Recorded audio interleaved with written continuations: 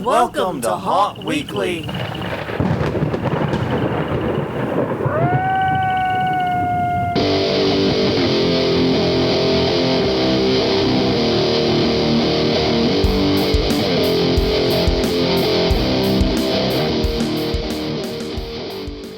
Hello, everyone. I'm Jonathan. I'm Crystal. And this is Haunt Weekly, a weekly podcast for the haunted attraction and haunted entertainment community.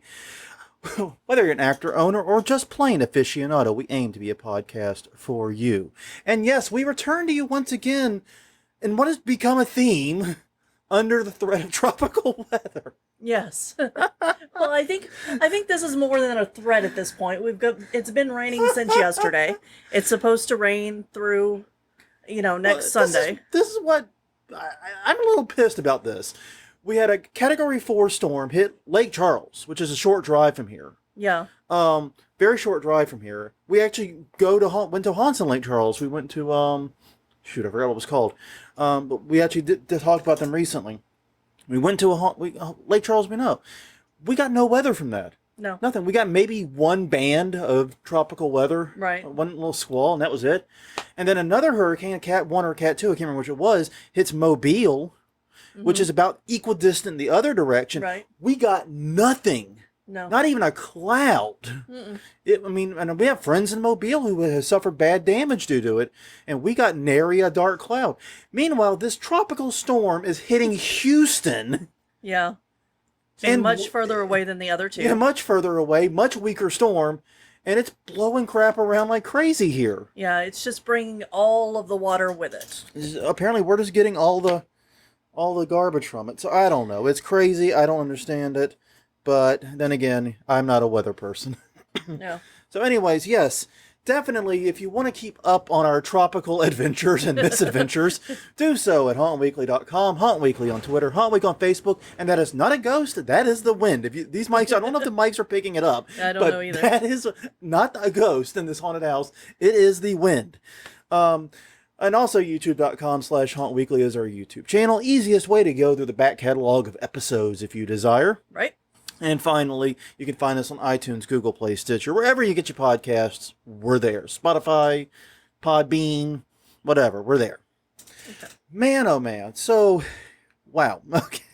I totally got thrown asunder in that in the intro there this week because we're tossed around. I'm tossed around. Well, part of the problem is we're using a new streaming system. I don't know if this will be our permanent home, but I love how I get to see the damn chat now. Yeah.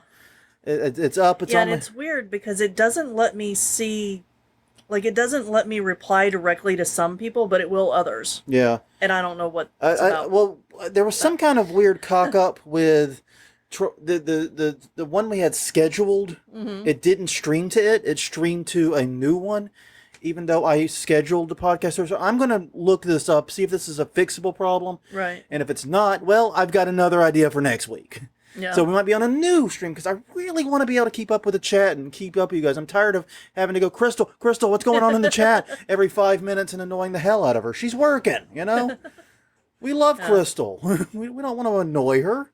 Yep. So yes, that's what's going on. If you see me typing, you see me participating in chat, that's what's happening. If you're watching this live. If you're not watching this live, everything's the same microphone, same recorder, same everything there. So nothing new or exciting on that front. I'm sorry. Mm-hmm. But anyways, yes. Go ahead and get that out of the way. So this brings us to the question of the week. Okay. Are we going to announce last week's winner? That's what I'm saying. Okay. First we have to announce last week, then we do this. That's what I'm saying. Yes. Now we got to do the stuff around the question of the week. Okay. So last week's winner was Sean O'Laughlin. Yeah, who operates the podcast Aquademia, the Seafood and Sustainability Podcast. And it was so funny because the question was, what's your day job? Yeah. And when I put that out there, I was really hoping for some weird jobs. Yeah. Because haunters tend to be a weird bunch.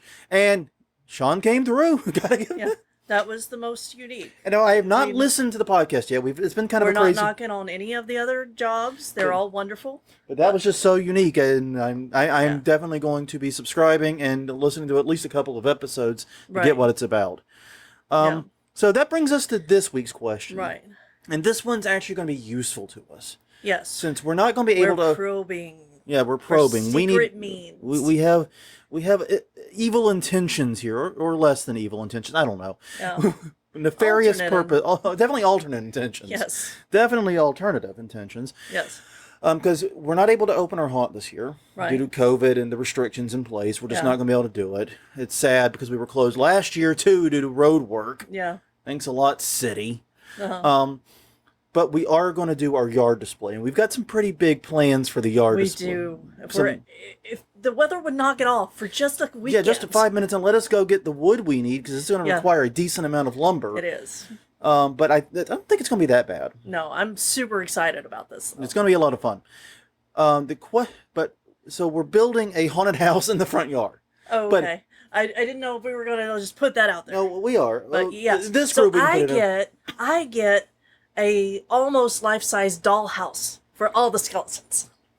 We're looking at building functionally a 2-story fake haunted house, but the idea is this haunted house has to be cheesy and silly. Right. It's not meant to be serious. Yes, and you have to be able to look at it and instantly know what's going on. Each room is about and what the story behind each room is. Yeah. So that brings us to the question of the week, which is, what is your favorite classic haunted house trope / room? Yeah. Crystal, what's yours? Wow, I'm first. You came up with the question. Mad scientist. Yeah. Because it's easy to look at and say, okay, that's a mad scientist lab. There's like bottles with tubes and stuff. Yeah, and you can blame the Frankenstein movies for that. There was not actually a description of Dr. Frankenstein's lab in the book, but the movies that came, especially like the 1930s ones, really set that up. And you'll notice the idea of the mad scientist lab has not changed significantly since then. Right. Yeah. For me personally, it kind of goes both ways in terms of what it becomes, but it's either Dracula's lair or the dungeon. Yeah. That type of castle sequence with the cobwebs and things popping out. Yeah, I do love me some spider rooms. Yeah, so I love that style of room. And I've got to say, as far as like just gags from classic haunted houses, I have a real soft spot for the peeled grapes. Yeah. I don't know why. I mean, I've never actually done that. Right. But I've heard of like all these people, oh yeah, they took us in there, they shoved my hand in a bowl of peeled grapes and said it was eyeballs and did that. And I'm like, that's just deliciously messed up if you think about it. The idea that this person has a bowl full of eyeballs. Yeah. It's just so weird, but so wonderful. So yes. One thing I did want to talk about real fast while we're here. So yeah, that's the question of the week. By the way, leave your comments on that. If you're joining us live, you can leave it in the chat. If you are getting us recorded, definitely hit us up. Haunt Weekly on Twitter, Haunt Weekly on Facebook, youtube.com/hauntweekly or hauntweekly.com. Get in touch with us through any of those 4 channels. We'll throw you in. And Sean, Crystal will be getting in touch with you shortly. Yes. About getting you your swag. Yep. So thanks a lot, everyone, and let's keep giving away those buttons. We don't have many left. No, I found a couple more. But we're running low on buttons. So these are rare items. These are going to be valuable someday when we're like really famous. It's going to be big ticket items. I'm very sure.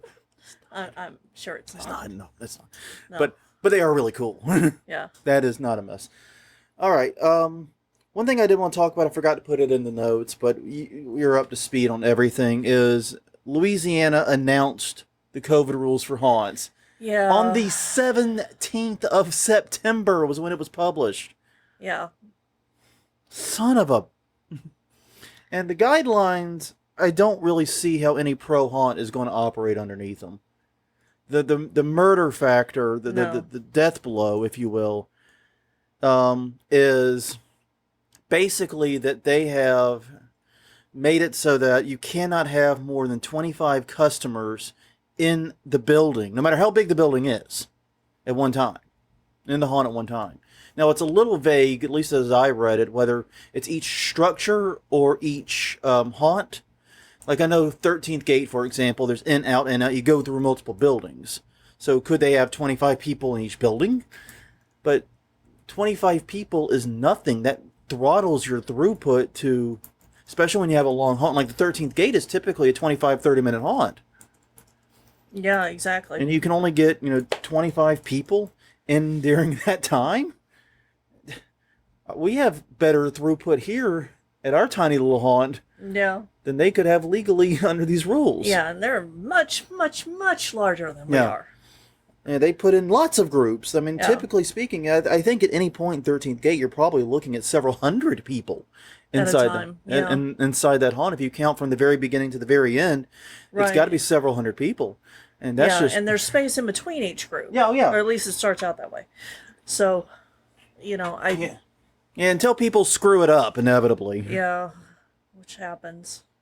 Oh, yeah, it's inevitable. And the only haunt I know that has found a way to definitely deal with that problem is Hell's Gate. Yeah. And we took a tour, and they explained to us how they do it, and it's a brilliant system. If you ever get the chance to take the behind-the-scenes tour of Hell's Gate, go. Yeah. Just go. You will not regret it. Right. It is well worth the trip and the night. So yeah, the rules, I think, don't really leave much room to operate. And for us, they don't really apply to us directly because we're a home haunt. Right. And ultimately, we're bound by the private function/private party rules, which are equally stiff, honestly. Yeah, they are. They're functionally the same in most respects. In fact, I don't think we can legally have more than 25 people on the property. No. Okay. And that includes our staff. Includes our staff. The ones for the pro hunts does not include staff. Yeah. But for us, it's staff counts. Right, exactly. So we're hopeless. We don't really have a way we can open and do this both safely and legally. Right. And, because we kind of operate in a gray area no matter what, even on the best of years. And so one crime at a time, basically. Yeah, exactly. Running the haunt is kind of sort of a crime. Let's not make it worse by breaking COVID crimes. Yeah. You know what I mean? So, yeah, we're canceling the secret. We're doing a kick-ass yard display. Yep. And if we basically, we're taking the money we would have put into the haunt, and we're putting it into a yard display. It's going to be really cool. I'm actually very excited about this build. I am too, because it's gonna be helpful for lots of things. Mm-hmm. Like we can retheme it every year, and and we may keep it up for excited Christmas and just do a Christmas skeleton haunted house. Yeah. Like every room is a Christmas trope. Oh, I've already thought of that. Oh, good Lord. Yeah, no, we're doing Thanksgiving and then Christmas, then Mardi Gras. And then maybe we'll take it down for summer. Yeah, then we got to take it down. Or, just keep going. Don't you love this? I'm like, yeah, maybe we can do this. It's like, oh no, we're doing that. I've already thought it. I've already got it all mapped out. It's done. Yeah, this happens all the time in this house, by the way. Yeah. And Crystal will take the football and run with it. Yeah, this is why we're buying the 4-foot black tree. Okay, we are buying it now. Yeah. Okay. All right. Yeah, because it's $24 for a 4-footer. All right. I did not know that. Perfectly into the little. You heard it at the same time I did. People in the live chat, you literally heard it at the exact same moment I learned it. But none of this, even though we're really excited about this, none of this is our topic. No, it's not. We should get on the topic, shouldn't we? We should. Oh, man. Well, it's a good topic this week. I'm actually really excited about it because we did a question of the week a while back where we said, what do you wish customers knew? And we got some great answers there. And I think one person just said, customers don't know jack. And I'm like, no, you're not wrong, but what specific things? We were looking for specifics. We got some great answers. And go ahead. And basically, we wanted to expand upon it. We started discussing what we wish people knew. Yes. And as a result of that, we just kind of pulled this topic together where we can say 13 things. 13 is the perfect number. Yeah. 13 things haunters wish customers knew. And so if you are a aficionado, on the aficionado side, maybe consider this educational. If you're a haunter, join us in bitching about customers. Because that's what this is going to be. It's going to be kind of a weird bitch fest about customers. Yeah. But with love. It's a bitch fest with love. Yes. With love. All right, number 1. Crystal, you want to start us off? Sure. Number 1 was actually your answer. Yeah. It's how safe haunted houses actually are. We go through a lot of preparation to make sure that everyone's safe, actors, staff, and customers. Mm-hmm. Fire safety is huge in the industry, as we all know. Oh, yeah. But a lot of customers don't understand exactly how much time goes in to making it safe. And it's kind of frustrating because I know haunts like to hype up how scary they are and the danger of it, but there's a big difference between a roller coaster with big scary drops and a roller coaster that looks like termites have been eating at the goddamn legs. Yeah. Or the bolts are rusted and coming out or whatever. There's a big difference between those two kinds of scary. And we want people to have the first kind of scary where they know they're going to get the adrenaline rush, they're going to get the kick, they're going to have fun. But they know they're not going to get actually seriously hurt. And haunts put in so much effort. I mean, fire safety is above and beyond. A lot of that started after the Six Flags fire, but yeah. Six Flags onto Castle fire. But yeah, so much goes into that. From a fire safety standpoint, a haunt is probably about the safest place you can be. In terms of the requirements they have, but also things like their first responders are on site, detail police officers. There's oftentimes EMS and EMTs working. Either they're in their official capacity, or they're part of the haunt. Right. Because EMS and EMT people firefighters too seem to really love working in haunts. Yeah. That seems to cover a lot of people. It does. So that they're either working there, or they're there in their official capacity. Basically, if you're gonna have a heart attack, and you're not gonna do it in the hospital itself, a haunted house is probably about the best place. Yeah, it is. It really is. I don't think I'm being superficial here. I think that's actually true. Because you're going to have people on the spot that can help. And that's just it. So much work goes into safety, and it gets so little attention, so little love. And that bothers me.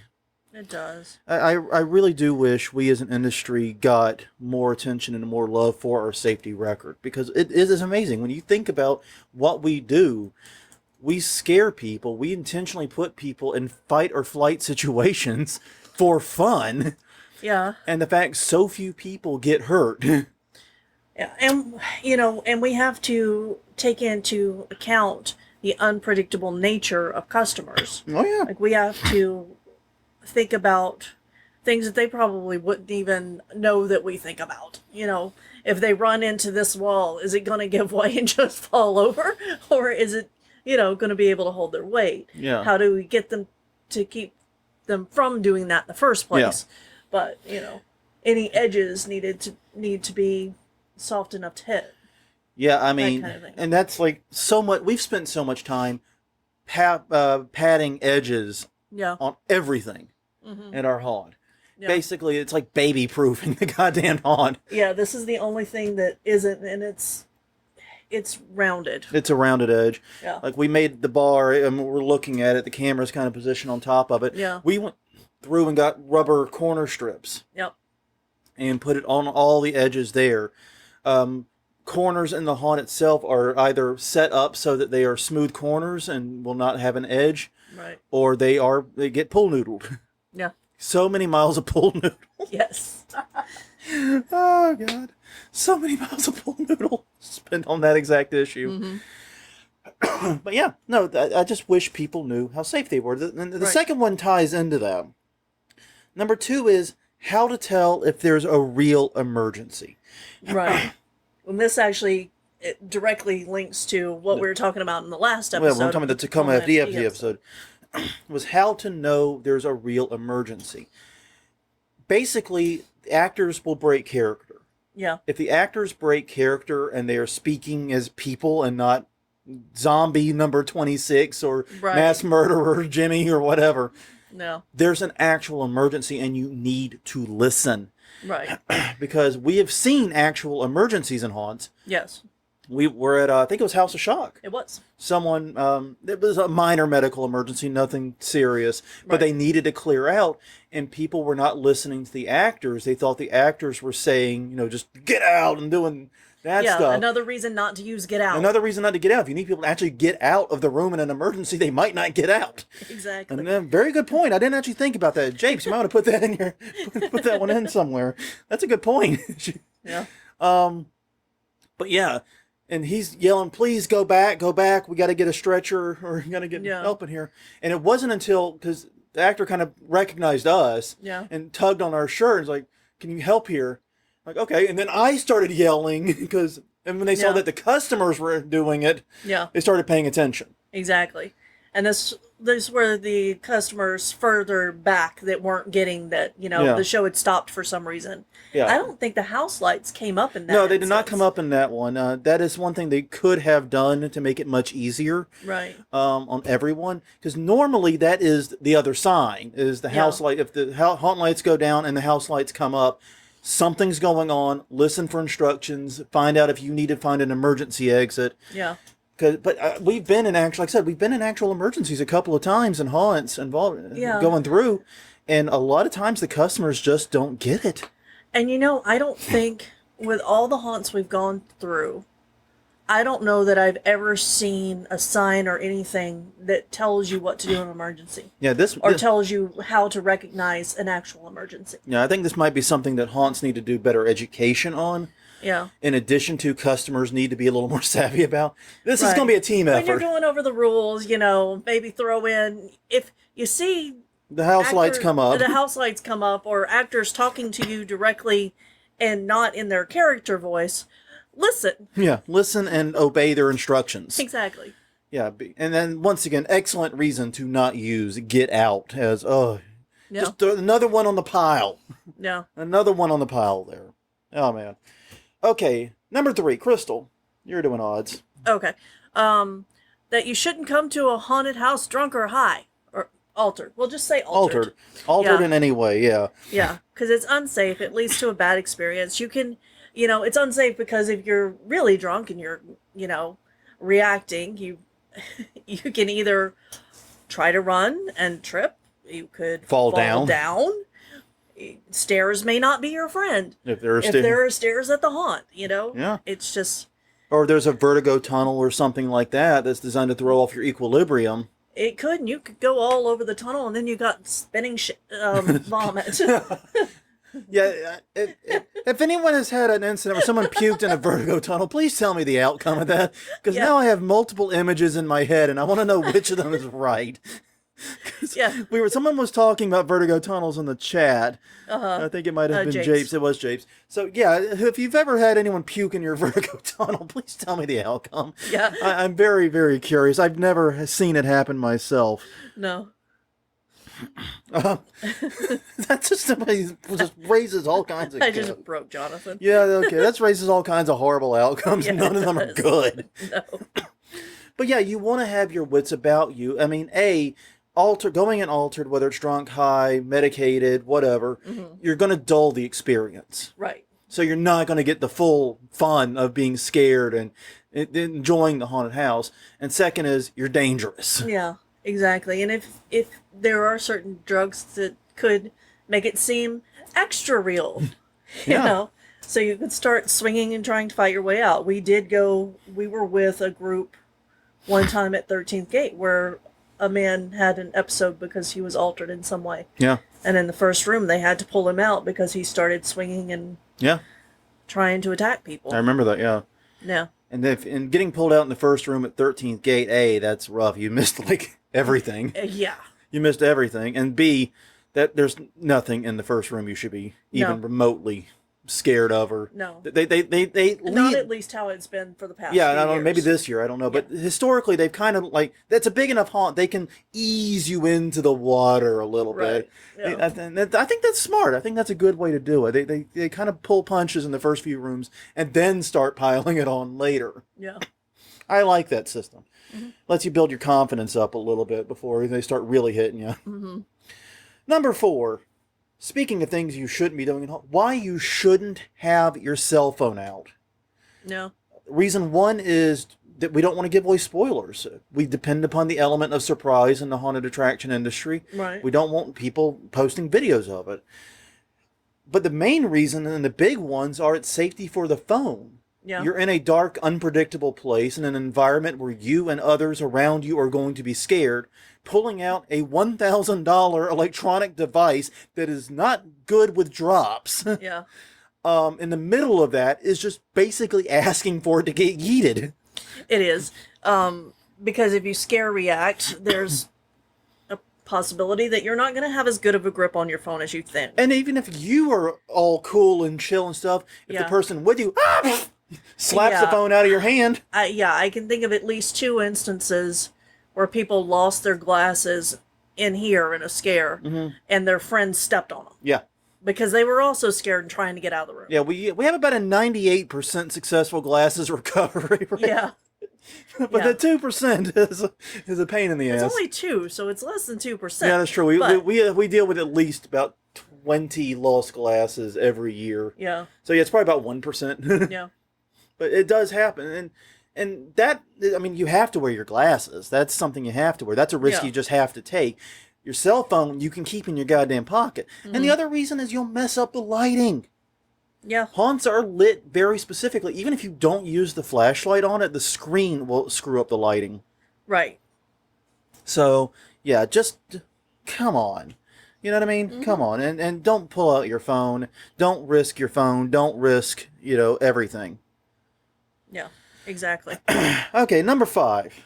Number 5, that we're here to have fun too. We enjoy doing this. It's the thing that we look forward to all year, Yeah. And actors under this, I'm also going to put, though, because I didn't see it further down, is that it's very demanding on the body. Yeah. To work in a haunted house. Yes. But it's not just the customers that are there, to enjoy themselves. We enjoy the scare. Yeah. And a scare well executed and like thumbs up or reactions, there's no other feeling like it. Even if you don't like pop and give the scare react, if a scare is good, just a thumbs up or a smile. Yeah, exactly. Hell, just a smile can let us know it was well done. And that's the thing. It's like customers, we all have this problem. Customers, visitors, they come through and they try to mess with the actors. And I don't understand that. Everyone is here to have fun. No, because they're like, I'm going to be big and bad, and I'm going to like swing at the first person I see. Yeah. Well, no, you don't do that. No, you don't want to do that. You just look. This is a cooperative effort. Yes, haunt actors get paid. Believe me, no haunt pays their actors enough that they're doing it for the money. No, you're not. No one is taking this amount of physical labor on for these hours. Yeah. For this short of a period of time, solely for the cash. No. If you're going to be a haunt actor, there's got to be somewhere deep inside your grinchy soul, you have to love haunting. You know what I mean? Number 6, kind of sort of related, but yeah, we talk about you. Oh, yeah. If you're a customer, yes, we will talk about you. It's one of our best things to do. If you give a good reaction, I can almost guarantee you, at the end of every night in a haunt, every haunt I've ever worked at, this has been like a thing. You sit around, you drink the beers, or you get the snacks or whatever. Yeah. And you talk about the customers that came through that night. And you share your favorite memories, you share your stories. It's a thing that just as universal to every haunt I've ever been a part of in any way. Yeah. And if you don't do it there in the haunt, you'll go to the diner up the road and do it there. You'll go to the Denny's or the whatever. Yeah, that's the few haunts that we have worked at, and when we started here, that's what we would do, is we would take everybody out to 24-hour diner. IHOP or Denny's or whatever was handy. And well, we didn't have Waffle House then. No. We just got our Waffle House. Like, Waffle Houses didn't exist here, and then they were everywhere. Exactly. It was like I stayed inside for a long weekend, and there were Waffle Houses everywhere, as far as the eye could see. What's a Waffle House seed look like? It sure is how it felt, But anyway, so yeah, we would take them to 24-hour diners or whatever, and yeah, that's exactly what we're doing, is we're talking about you. Yeah. Just accept that as your fate. If you give a good scare react, if you pee yourself or poo yourself, or you do a weird dance, or you got really good, yeah, there's going to be a conversation about you. You're coming up. Yeah. Just saying. Yep. Okay. And number 7. Okay. If your fear react is to swing, don't go to a haunted house. Easy one. Yep, easy. This one's easy. I mean, really, it shouldn't require that much explanation. Right. But if your fear reaction, if your fight or flight is to throw a punch, and some people have that. That's just how they're wired. And you might say, oh, well, yeah, but I never get scared in haunts. They don't actually scare me enough to trigger it or whatever. What happens if they do? Yeah. I mean, I've been through hundreds of haunts. I build a haunt. I work haunts. I love haunts. I very rarely get got at all. But Yeah. there have still been a few times in a haunted house where definitely, if that had been my fear react, I would have swung. I've been got enough to trigger that. It happens. It happens to everyone. It's an automated reflex. Just because you're in your comfort zone of a haunt doesn't mean it's impossible. Yeah. Yeah. And basically, if this is your fear react, you'll hurt someone. Possibly including yourself. Yeah, Because you're much more likely to break your hand than someone's face. Yeah, and a lot of haunts also hire teenagers. Yeah. So the person you're hitting under that mask is a child a lot of the times. Yeah. And some haunts, I mean, I don't advise it personally, but No. some haunts will hire actual children. Yeah, I don't. What happens if a kid agree with that. scares you? Which, hey, it can happen, trust me. Yeah. Kids actually have the upper hand. They're really goddamn quiet and tiny. Yeah. They can get in places you don't think people get into. Because they're not people. They're tiny people. They're like cats and move They're like water. like cat. They're basically cats that walk on two legs. Oh, gosh. They drink milk all the... This is off the rails. This is great. Yes, it is. But yeah, what if you hit a kid? Don't go. Yeah. I mean, haunts hire teenagers. Some haunts even bring in kids. You don't want to hit anybody, especially possibly a child. If that's your fear react, haunting just ain't for you, and that's okay. That is okay. It takes it takes a big person to know what they shouldn't do. Yeah. You know, what isn't for them. So just accept that, and that's cool. Maybe work in a haunt where you're Exactly. maybe you should be working in the haunt and Well, not a haunt. I don't know, because if a customer startles you and your reaction is to punch them, that's not a good look for the haunt. No, you got a point there. Haunt building. You should be haunt building. You should build haunts. There you go. Yeah. There you go. That's better, right? Mm-hmm. All right. Number 8, and this is one that I think matters a lot to me. I find this one very frustrating, both as a haunter and as a customer. Now, one of the common questions I get when I'm standing in front of a house, doing my singing and dancing and my Jimmy and jiving, is how long does it take to go through? Now, I'll give you the answer. The answer, if you walk, is anywhere between 1 to 2 minutes. Yeah. It's a short haunt. It's 650 square feet. It's 5 rooms. If you walk and keep a steady pace, it will take somewhere between 1 and 2 minutes, depending upon your personal stride. Yeah. We do a lot of zigging and zagging. There's a couple thousand, I think it's like 1,500 linear feet. We measured it. It was a lot of, no, what was it? The linear feet of the travel. I don't know. We measured it once, and it was fairly significant. It was more significant than it seems like you should have. But yeah, about 1 to 2 minutes. Yeah. If you walk, get all the scares, and then leave. But how long does it actually take? Fuck if I know. Yeah. Because I have literally, I think the record is 15 seconds. Yeah. I've seen several people clear it in under 15 seconds. And mind you, that is an athlete running pace. It is. That is a legit athlete that can do that. Mm-hmm. It is an impressive time. It is amazing to get through this haunt, especially because once again zigzags and all the paths, and got a couple damn near hairpin turns in the haunt. Right. To get through it in 15 seconds, you are a star athlete. Oops, I just bumped my mic. You are a star athlete. You know what I mean? Yeah. But I've also seen people take 5 minutes and longer to go through it. Yeah. So number 8 is how to keep a pace in a haunt. Basically, if you go too fast, you're going to hurt yourself and someone else, and you're going to miss a lot of the scares. Right. You go too slow, you're going to hold up the show. And also you're going to frustrate the actors. Mm-hmm. So the main approach we take is we walk Yeah. at a walking pace. Yes. And then we stop for the scares and the startles and anything that we're supposed to see. Yeah. And then we move. Yeah. And that seems to work really well. So basically, leisurely jaunt to see all the sights. I'm a right merry evening constitutional through the haunted house. Yes. We're having our evening saunter through the haunt. Mm-hmm. Saunter through the haunter. Saunter through...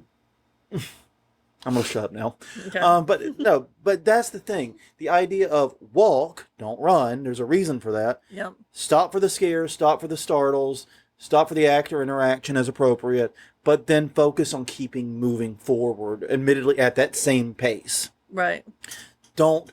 And some people will stop, get scared, then run to the next thing, Yeah. then stop, freeze, and hang out there, and they end up with a pretty average time through the haunt. Yeah. Because they're playing red light, green light with the entire haunt. Well, and at least they get to see all the scares that way. Hopefully, if the scares are able to time it out, though. Yeah. That's the problem. Is scares are not timed usually for people running. No. Scares are timed for people walking. Yeah. Because that's what most people still do. But with a haunt, it only takes a couple of people to screw it up, basically. Mm-hmm.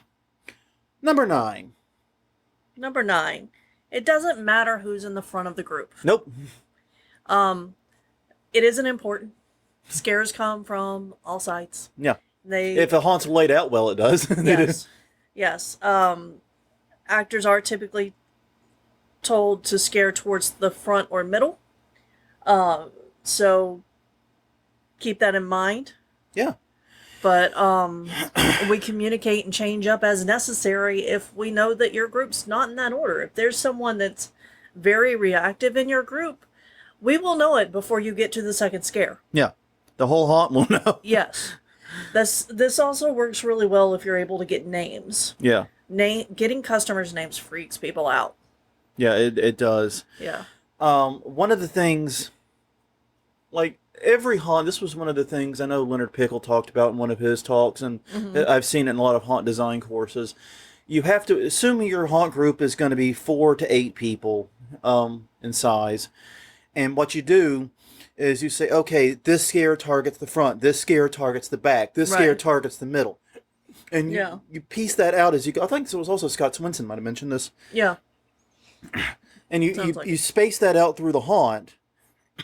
And the result is everybody, no matter where they stand in the line, but yet we'll have groups come in, and I've seen this at other haunts too. I don't want to go first. You go first. I don't want to go first. No, I want to be in the back. I don't want to be in the back. People can grab you from the back. I don't want to be... In ours, you're coming in 4 or less at a time.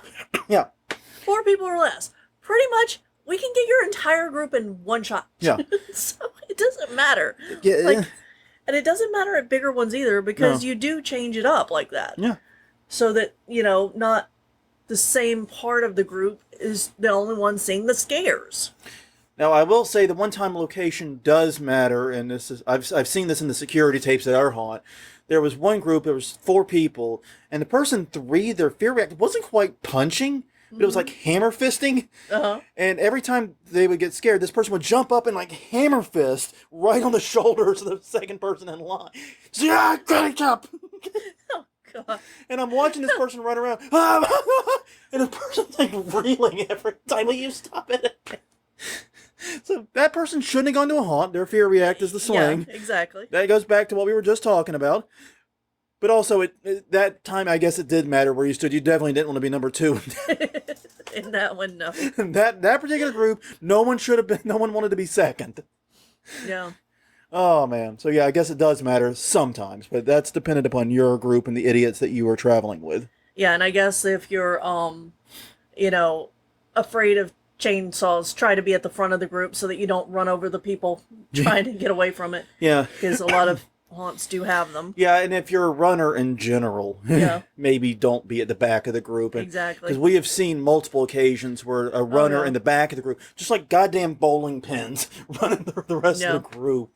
It's like, that's not safe. No. Once again, how to keep a pace at a haunt. See, this all ties back. Exactly. It all ties back. Number 10. Please, for the love of God, don't do spoilers, especially if you've been through the haunt before. Yeah. Let people experience it. Let people have their new experience with it. Yeah. Now, it's a little funny with ours, because sometimes people will try to spoil haunt based on what we did last year. Uh-huh. And that don't work. Not always. Not usually, no. Because usually we've changed it enough so that approach doesn't work. Oh, someone's going to pop out from this side and then come out from the exact opposite side. Yeah. We've had that. Well, I just remember the group of girls from down the street who were coming in, and they got into the first room, and they said, because the one who lives nearest, she brought her friends. Mm-hmm. And she had been the year before a couple of times, So she was like, okay, so this is going to happen. And this is going to happen. She looks up and she's like, it's all different. Right. Everything's different. I don't know what's going on. Let's go. And then the freak out started. Exactly. It's like she was so busy talking and explaining, she didn't notice. The first room is this, the second it's going to be like this, then the first room's totally different. Exactly. But yeah, don't do spoilers, though. Come on. No. I mean, if I have to post spoiler warnings before every pod, like the Tacoma FD podcast, we're talking about pieces of pop culture and things like that, then spoiling a haunt is, I think, worse than spoiling a TV show. Yeah. Because they've done studies on TV shows and movies. Spoilers don't hurt enjoyment. Right. For most people. In fact, some people, if you have like anxiety issues or whatever, it might actually help you enjoy it because you can relax. Yeah, you kind of know what's coming. Kind of you got an idea of what's coming. You got a little clairvoyance going on. Yeah. And you can relax and enjoy the episode of whatever. Right. So yeah, I understand that. But a haunt is different. The entire point of the haunt is the surprise and the scare. That is what it's about. That's why we're here. Yeah. And if you spoil that and ruin it, then yeah, you screw things up, and don't do spoilers. Just don't. Yeah. Don't be a jerk. Yeah, we had one person who wanted to live stream their trip through last year. Which honestly, no. Well, honestly, on Halloween night, the last night, it's not as big of a deal. Yeah. But this was first night. Yeah, put your goddamn phone away. Yeah. I have seen so many phones that were put away get yeeted in a haunt. I don't want one out. Yeah, exactly. So, yeah, don't spoil it for anyone else. Let everyone else. I mean, you put on pants to go to the haunted house. Don't let the people who never put on underwear see what you experience. You put on pants and brave people to go to a haunted house. Don't let those freeloaders mooch off your labor. Exactly. To borrow some from Christoph there. Yes, you paid for the experience. You paid for it. Yeah. Not like paid for it, but like, well, you might have paid for money. You know? You paid money. You paid the cost, whatever it was, of going. Don't let others freeload off your efforts. Yeah, exactly. All right. So number 11, when to show up. Opening day and the weekends are always rough. Opening day / opening weekend. Yeah. Yeah.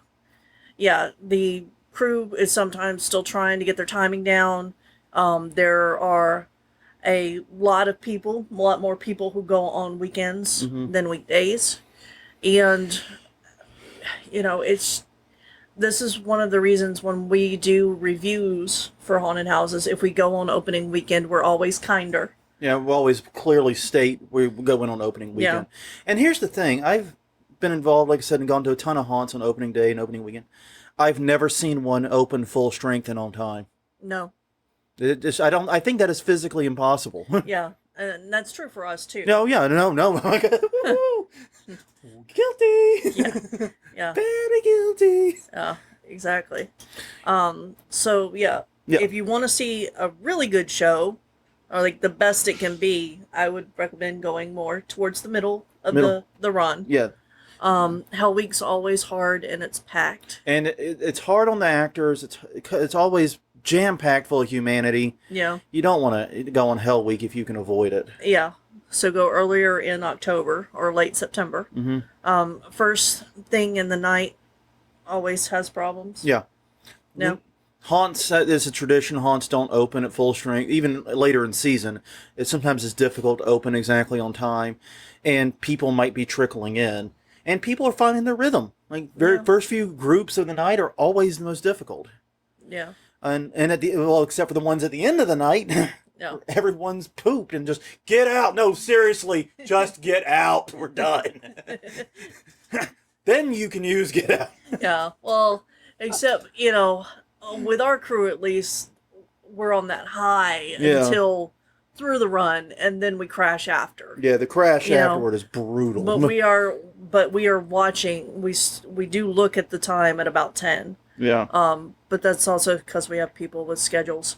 So think about going towards the middle of the night, and if possible, a lot of haunts are now opening on Thursdays. Thursdays are our key time to go to haunts.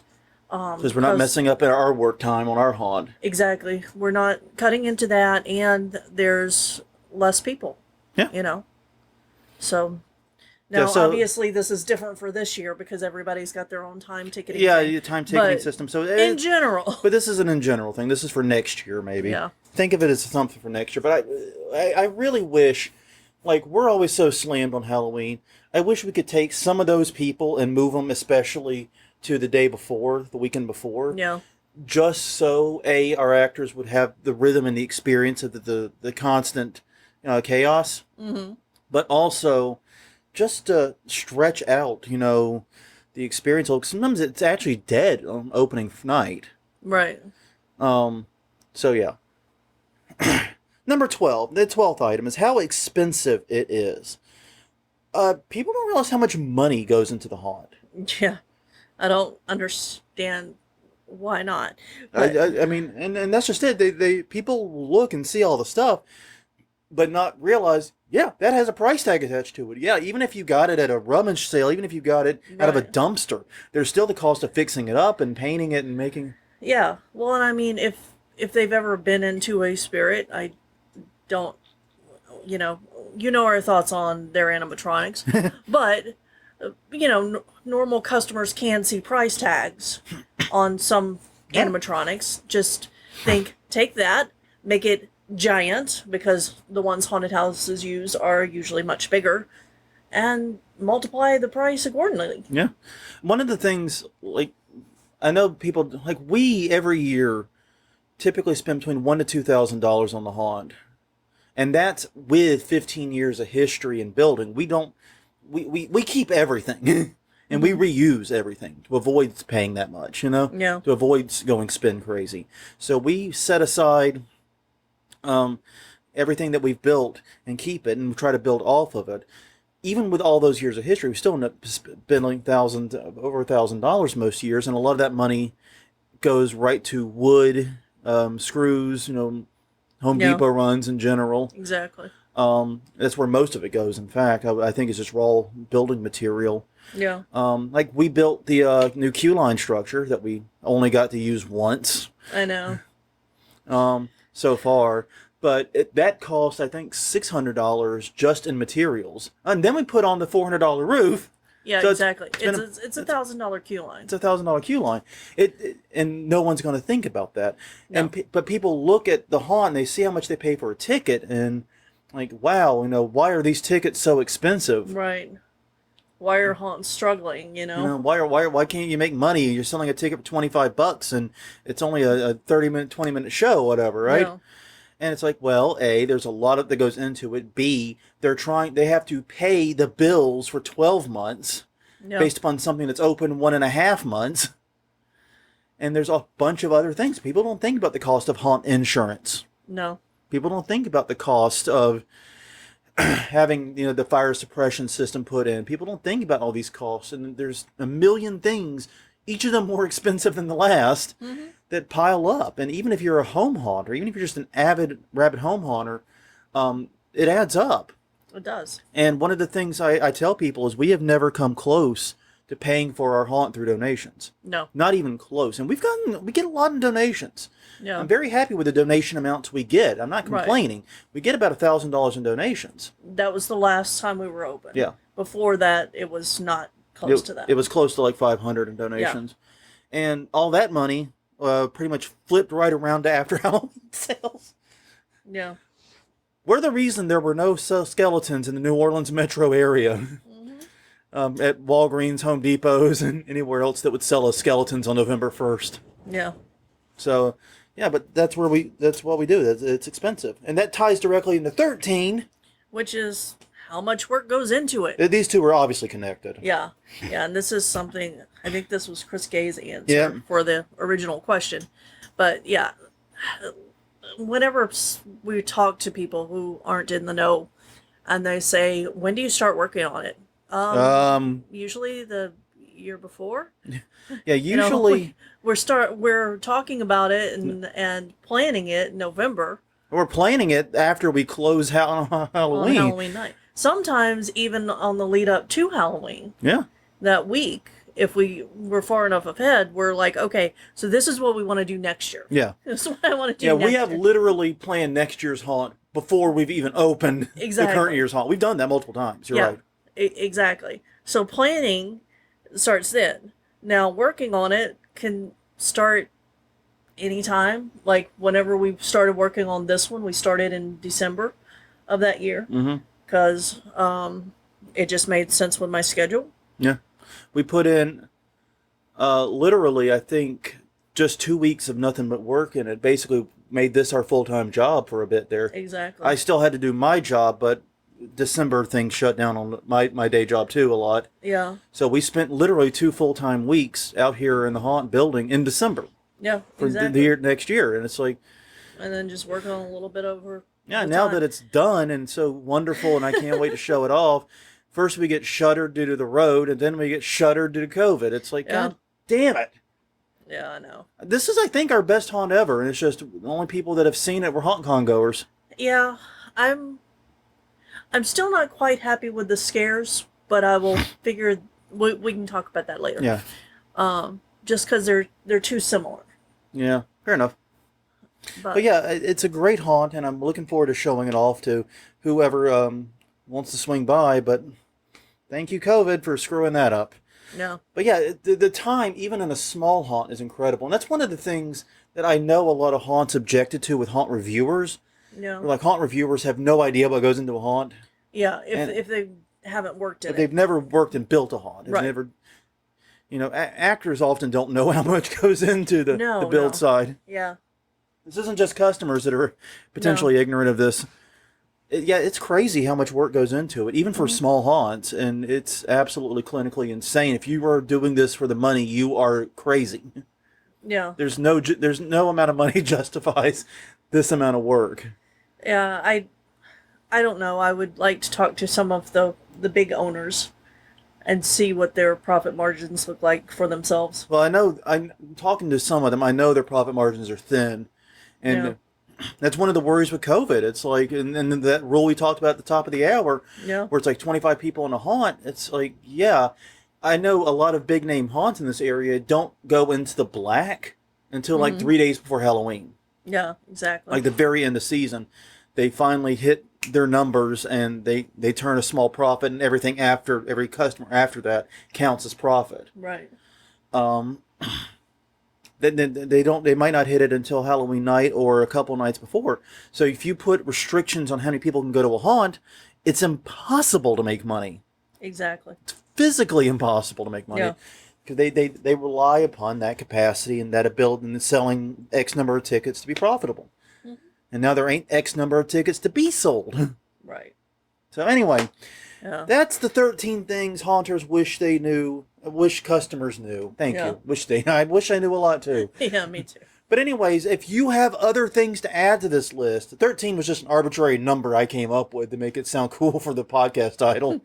There are plenty more. Put your ideas in comments. You can find us, Haunt Weekly on Facebook, Haunt Weekly on Twitter. Like, share, subscribe, all of that jazz. Mm-hmm.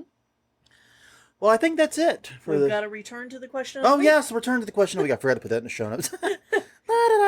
Okay, the question of the week this week was, what is your favorite classic haunted house trope / room? Crystal. Okay, so Chris Gay and Japes both gave us two answers because I asked for a second one. So Chris Gay said, while they are definitely overrated and overused, it just doesn't feel right if a big show with the space doesn't have a chainsaw. He also, for the visual part of it, jack-o'-lanterns galore. Oh, the jack-o'-lantern room. Yeah. That's an old classic that's been done a lot. I love jack-o'-lantern rooms. I love, at 13th Gate, it's a jack-o'-lantern outdoor area. Yeah. And we saw something similar to that at Fright Trail, I think it was. They had a jack-o'-lantern sequence. Yeah, and theirs were creepy, and I loved... No, that was not Fright Trail. That was the one in Lake Charles. Lake Charles, yeah, the one in Lake Charles. I couldn't remember the name they're all the handcrafted ones. Yeah. And they were, like, giant. They were gorgeous. Jacob said, love me a good vortex tunnel. That's where you saw that in the chat. But also a good cemetery / creepy old mausoleums. Yeah, okay. And the mausoleum thing in New Orleans is kind of weird because those are just called cemeteries. Yeah. They are. You can see them on I-10 as you're driving toward Metairie. Yeah, but I've spent a lot of time in cemeteries growing up. Yeah, I know. Because both my grandparents lived near them and nothing else. Okay. So I spent a lot of time. Yeah, I was... Weird kid, I know. We all know. Exactly. And Brittany Bittner said, partial to doll rooms. It's hard to go wrong with a bunch of dolls. Yeah, I've said before, I think I've repeatedly said in this, that's the closest thing I have to a phobia is that uncanny valley of a doll room. Yeah. It's not like an outright fear, but it's like go no, that way. That way. I want you over there with that stuff. Go over there. Just shoo, you know. Yeah, it's the closest thing I have to a phobia. I don't have claustrophobia, clownophobia, or any of the other big ones that haunts like to play upon, or spider phobia. I guess it'd be arachnophobia. I know that one. Exactly. There was a movie about that one. big in the 90s. There was a movie. Oh gosh. But anyways, on that note, everyone, thank you for spending the past hour with us. Next week is episode 252, divisible by 4.